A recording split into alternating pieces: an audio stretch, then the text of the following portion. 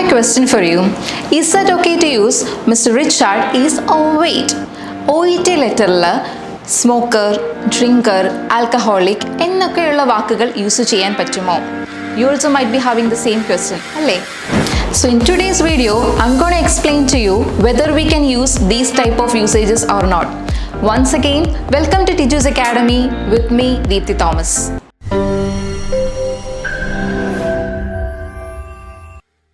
OET റൈറ്റിംഗിൽ മിക്ക സ്റ്റുഡൻസും എഴുതുന്ന sentence ആണ് ഷീ ഈസ് ഓവർവെയ്റ്റ് അല്ലെങ്കിൽ ഹീ ഈസ് ആൻ ആൽക്കഹോളിക് എന്നൊക്കെ.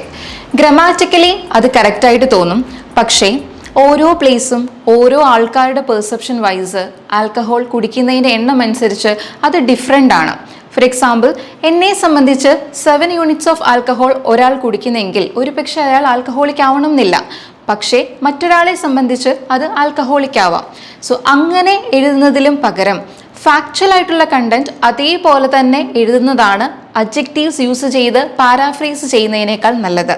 ഫോർ എക്സാമ്പിൾ, കേസ് നോട്ടിൽ നിങ്ങൾക്ക് ഒരു പേഷ്യൻ്റ് 7 യൂണിറ്റ്സ് ഓഫ് ആൽക്കഹോൾ ഒരു ദിവസം കുടിക്കുന്നു എന്ന് നിങ്ങൾക്ക് തന്നിട്ടുണ്ടെങ്കിൽ അത് കൺവേർട്ട് ചെയ്ത് കുട്ടികൾ എഴുതുമ്പോൾ പലപ്പോഴും he is a heavy drinker അല്ലെങ്കിൽ ഹീ ഈസ് എൻ ആൽക്കഹോളിക് എന്ന് യൂസ് ചെയ്യാറുണ്ട്.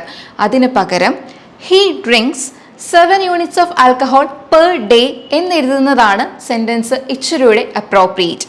ഓക്കെ, അതേപോലെ തന്നെയാണ് മറ്റ് കാര്യങ്ങളും. സ്മോക്കിംഗ് ആയിക്കോട്ടെ, വെയിറ്റ് ആയിക്കോട്ടെ, അല്ല ഏത് ലൈഫ് സ്റ്റൈൽ ആയിട്ടുള്ള ഫാക്ടേഴ്സ് ആയിക്കോട്ടെ, ഇങ്ങനെയുള്ള അഡ്ജക്റ്റീവ്സ് യൂസ് ചെയ്ത് പാരാഫ്രേസ് ചെയ്യാതെ ഫാക്റ്റ് എഴുതുക.